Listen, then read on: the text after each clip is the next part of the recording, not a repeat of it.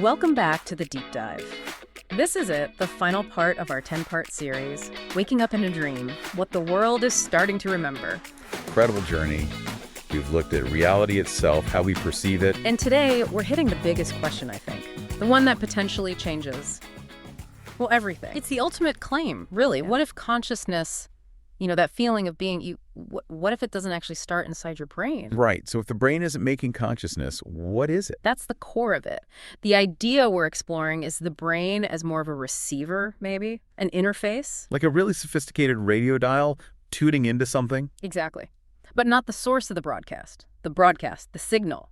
That's you, your identity, that fundamental I am. And this shift in thinking, seeing yourself not just as biology, but as this fundamental energy. That's the absolute pivot point for Phillip in Book 1, isn't it? It's the core lesson from the metaphysician. So our mission for this deep dive, let's really unpack this consciousness-first idea.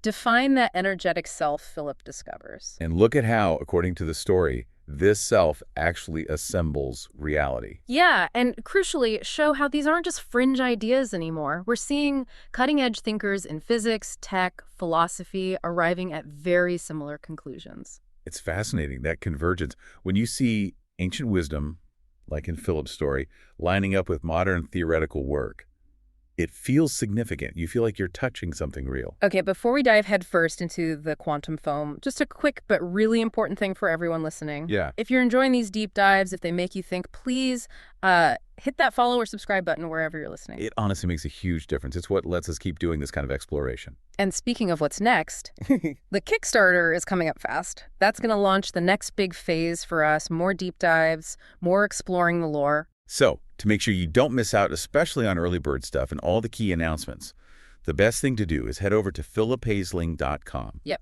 philiphaisling.com. Sign up for the newsletter there. Seriously, we count on that community support to keep this whole thing going. Keep the signal strong, you could say. All right. Section 1, the materialist wall. Let's set the scene. For a long, long time, mainstream science has pretty much run on this matter-first idea. Right. Physical stuff is the basic reality. Everything else, including our thoughts, feelings, consciousness, that's just a result of complex matter doing its thing. A dominant view being that consciousness is an emergent property. Exactly. It arises out of the sheer complexity of the brain. Billions of neurons firing, complex networks. It's just incredibly sophisticated chemistry and computation. Not magic, just biology. And look, this model is powerful for explaining how the brain works, right? We can map functions, see what happens with injuries, affect mood with chemicals. Absolutely. The empirical data on brain function is undeniable. But, and this is the big but, it still fundamentally struggles to explain why all that physical activity feels like something from the inside, that subjective experience. We can find the neural correlates. We can see which bits of the brain light up when you're, say, feeling happy or looking at the color red. We see the activity. We see the activity, but we can't explain how that activity becomes the feeling of happiness or the experience of redness. It's like we see the orchestra playing, we know which instruments are making noise. But we don't know where the music itself, the subjective quality of it, comes from. Precisely. And this leads straight into what philosopher David Chalmers famously called the hard problem of consciousness. The hard problem, if the brain is just, atoms and molecules obeying physical laws, why does it feel like anything to be that brain? Why isn't it all just dark inside? Why do we have qualia? Qualia. Explain that a bit. Qualia are just those raw, subjective qualities of experience. The redness of red, like I said. The taste of coffee. The sting of sadness. How can you describe that feeling purely in terms of neuron firing patterns? You can describe the reaction someone might have. Objectively, you can measure brain waves. Right. You can describe the behavior, the third-person observable stuff. But the first-person, internal, subjective, what it's like, the materialist model just hits a wall there. It's an explanatory gap you can't seem to bridge. And it's that gap, that feeling of inadequacy in the standard model. That's what's really pushing some very smart, very rigorous thinkers to look elsewhere. They're saying maybe the foundational assumption is wrong. Maybe consciousness isn't the end result. Maybe it's the starting point. Exactly. Flip the whole equation. Consciousness first. Matter emerges from or within consciousness. And this is where we see this common thread appearing in the work of people like, Federico Fagan, who actually invented the microprocessor. Yeah, incredible mind. And Bernardo Kastrup, a major voice for what's called analytic idealism. And Chris Langan, with his really complex CTMU model, different fields, different approaches. But all converging on this radical idea. Consciousness isn't a fluke of matter. It's fundamental. The significance of that, I mean, it changes how you view the entire universe, doesn't it? Completely. It shifts from a universe that's fundamentally dead, random matter that somehow accidentally sparked awareness. To a universe that is inherently aware, inherently intelligent, maybe. And matter is how consciousness expresses itself or experiences itself. That's the framework. It's a profound shift. Okay, to really feel the weight of that shift, let's ground it back in Philip's story. Specifically, chapter 13 in book 1, that intense foundational teaching from the metaphysician. Right. And the metaphysician doesn't start with abstract physics. He starts right where Philip is, where you are with your sense of self. He challenges the basic assumption, I am my body. And the argument is so simple, but, yeah, devastating. He points out, look, your body is constantly changing. Cells die, new cells are born. Over about 7 years, maybe 10, pretty much every atom has been swapped out. So if the physical stuff making up you is completely different from the stuff that made up you 7 years ago, then how can you be that physical stuff? The body is like a pattern, a process, constantly rebuilding. yeah, But the awareness, the I, that remembers being you yesterday and expects to be you tomorrow, that continuity? that continuity must be something else, something non-physical, something constant through all that material change. And that's when the metaphysician defines the true self, not material, but energetic. He calls it a ray of energy we call consciousness, like a focused point of awareness, a stable spark existing within this huge dynamic ocean of pure energy. That's the energetic self. That idea is the bedrock, and it leads him right into that amazing visual aid, the glowing green cube, chapter 13 again. Yeah, that cube model is designed to stretch Phillips and our understanding of reality structure. It starts simply enough. The cube is just our normal 3D space, right? Length, width, height. Then he stretches it, adds duration, time. So the cube becomes a sort of block representing space-time, our familiar sequential reality unfolding moment by moment, 4D. But then comes the mind-bending part, the expansion into the fifth dimension. And this is the crucial bit. The fifth dimension in this model isn't just another direction.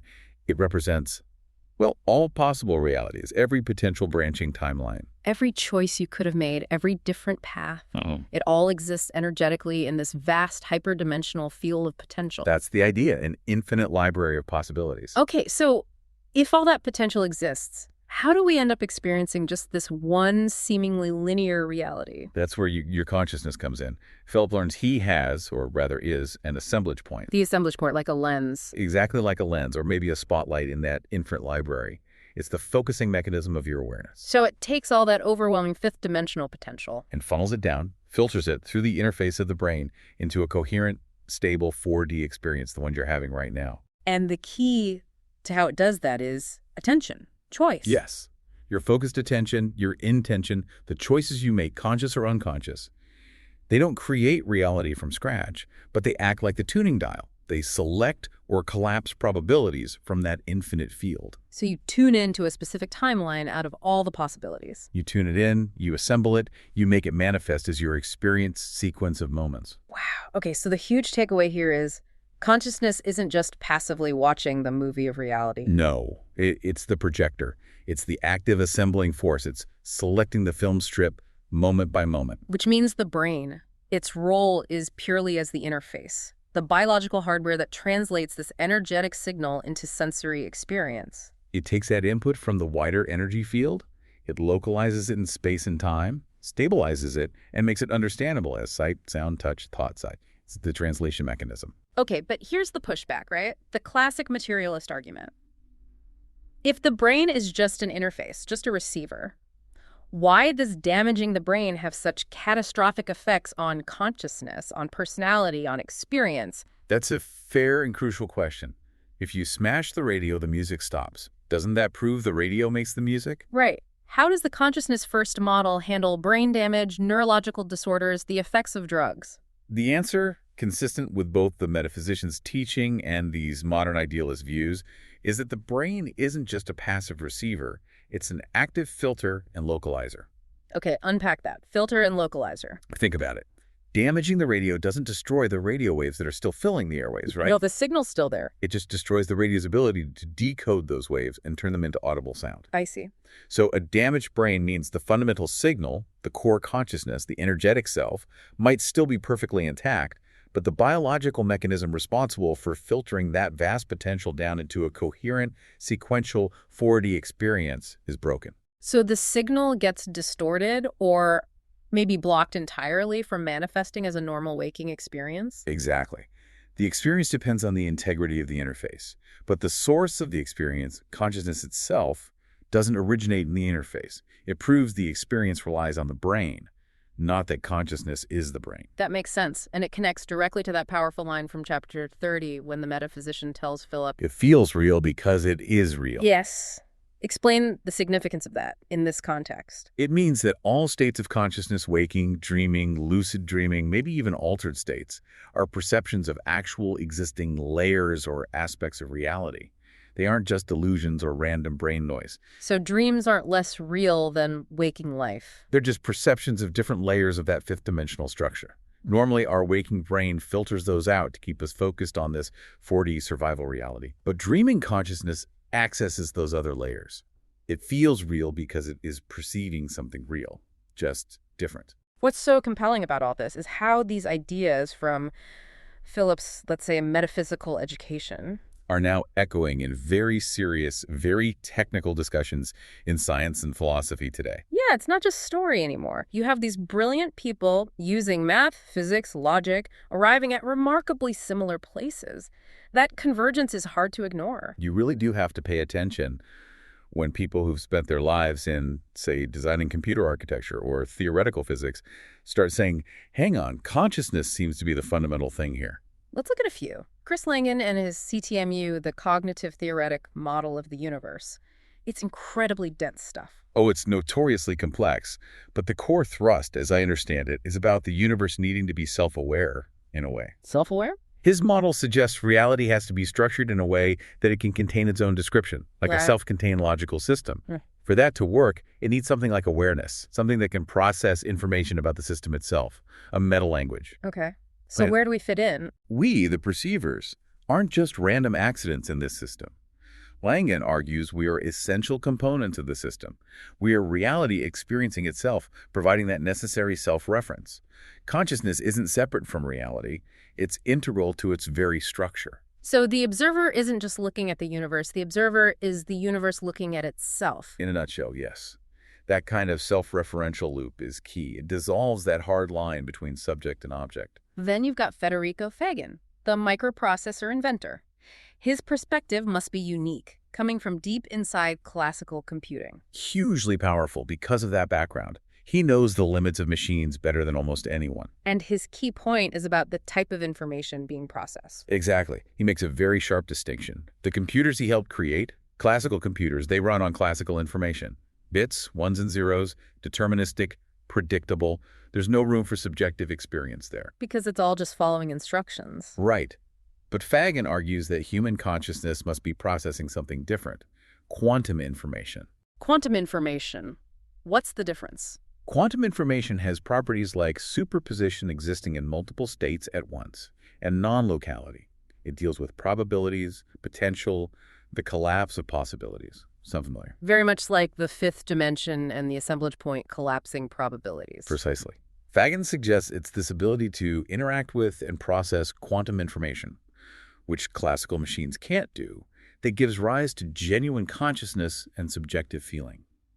Consciousness, for him, is fundamentally a quantum phenomenon. Which again points to the brain maybe translating that quantum potential into our classical experience. That seems to be the implication. Okay, and finally, Bernardo Kastrup and analytic idealism. You said this might be the most elegant fit for the metaphysician's sea of energy. I think so, yeah. Kastrup's starting point is bold. There's only one fundamental thing, and it is universal consciousness, one single cosmic mind. Okay, one mind. But we all feel like separate individuals. How does that work? He uses the analogy of dissociation. Think of dissociative identity disorder, where a single mind manifests distinct personalities. Kastrup suggests something similar happens on a cosmic scale. So our individual minds, you, Me, everyone listening. We aren't separate things created by the universal mind. We are the universal mind, but experienced through localized points of view, like eddies or whirlpools in one vast river of consciousness. We are dissociated alters, if you like, of the one cosmic consciousness. Wow. So we're all fundamentally connected because we're all aspects of the same underlying mind. Yes, and that elegantly explains both why we experience a shared reality, we're all looking out from the same fundamental ground, and why our experience is subjective, because each altar, each whirlpool has its own unique perspective, its own filter. And the brain in this model. The brain is the biological mechanism that creates the dissociation. It's the filtering process that creates the boundary around the whirlpool, giving rise to the illusion of a separate self, localized in space and time. It's incredible how these different lines of thought, Langen's self-aware reality, Fagin's quantum information processing, Kastrup's universal mind dissociating. They all end up pointing away from materialism and towards consciousness being primary. And they all resonate so strongly with the core metaphysical teachings Phillip receives in Book 1. It's a powerful convergence. We're really only just starting to glimpse what this shift in understanding could mean, practically speaking, what it unlocks in terms of human potential. Yeah, and exploring those practical applications, digging deeper into how you might actually use this understanding, that's exactly what the next phase of these deep dives is all about. Which brings us back to the Kickstarter. It's the way we fund that next level of exploration. Absolutely critical. We really want everyone listening to be part of this next chapter. So again, please head to philiphaisling.com, sign up for the newsletter. That we get the first word on the Kickstarter launch, early access, all the important updates. Don't let your attention wander on this one. Focus it, secure your spot, and let's keep building this exploration together. Okay, so we've laid out the what. Consciousness is primary, it's energetic, the brain is the interface. Now, the big, so what?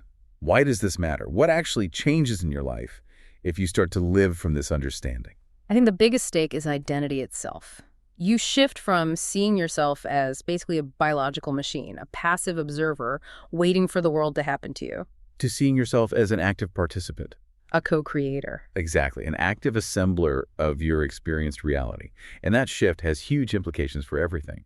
How you think about your choices, how you approach challenges, even how you face the idea of death. Let's break some of those down. Dreams, for instance, we touched on this. If consciousness is primary, Then dreams aren't just random neural noise or meaningless fantasies, they become valid perceptions. perceptions of what? Other layers of reality, potential timelines, inner states. Potentially all of the above. They show that reality isn't just this solid, fixed waking state. It's a spectrum, a continuum of awareness states, and dreams are glimpses into other frequencies on that spectrum. The line between awake and dreaming gets much blurrier, much more interesting. Okay, what about free will? Does this model support it? Oh, absolutely. It confirms it and makes it incredibly potent. If your attention is actively collapsing possibilities from the fifth dimension into your 4D experience, Then every choice, every focus of your intention is literally shaping the reality you perceive moment by moment. you're not just reacting, you are directing. You're steering your path through that field of potential. Your will has genuine creative power. That's a big responsibility. Huge. We will get back to. Okay, and mortality, death. How does this framework change our view of that? If your core identity isn't the physical body, if it's the energetic signal, the consciousness, Then when the body, the interface, stops working, the signal doesn't necessarily stop.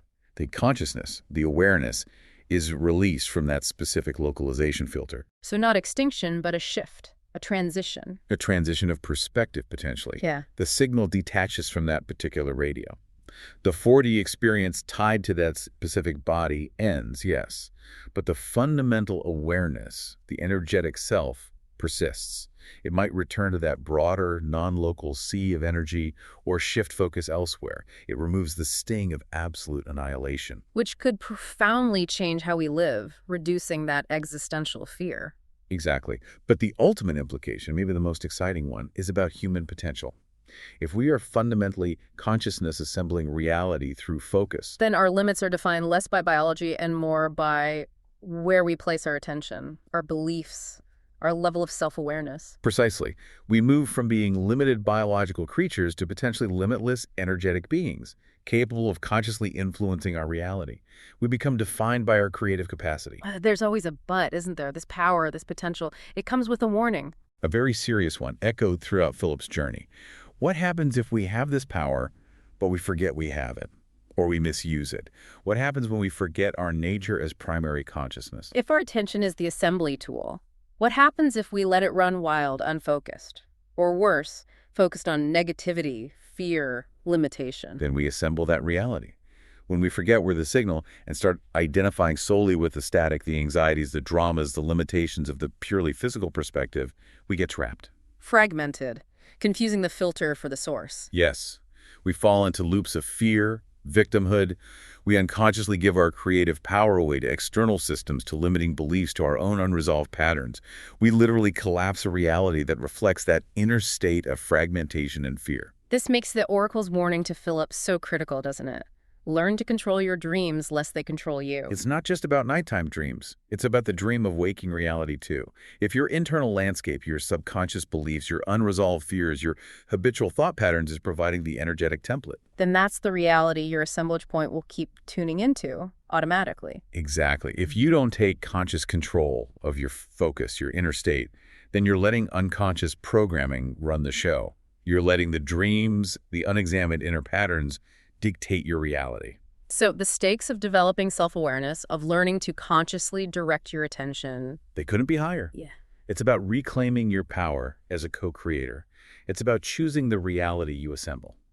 Okay, as we wrap up, not just this deep dive, but the whole 10-part series, let's pull it all together. The core message. It boils down to this. Consciousness isn't something your brain manufactures. It's the fundamental field, the energy from which all your experiences arise.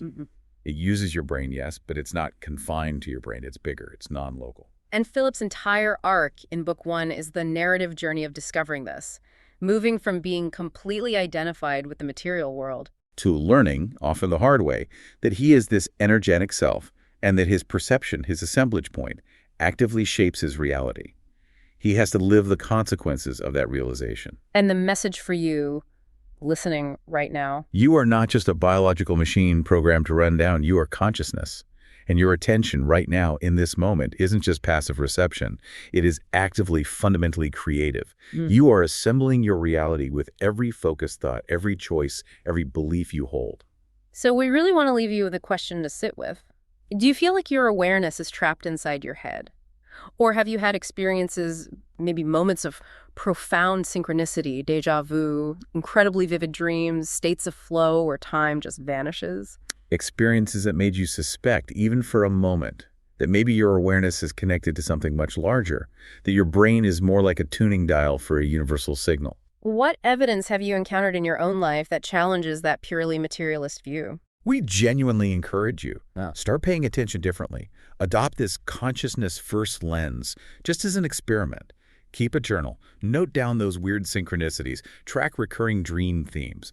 Pay attention to moments where your focused intentions seem to, well, ripple outwards. These aren't just random quirks. They might be your personal clues, your evidence, showing you the deeper, non-local nature of your own awareness. They're everywhere once you start looking. Well, it has been quite a journey through this deep dive and through all 10 parts of Waking Up in a Dream. Thank you, truly, for coming along with us. Yeah, thank you. The core message running through everything we've explored really is this.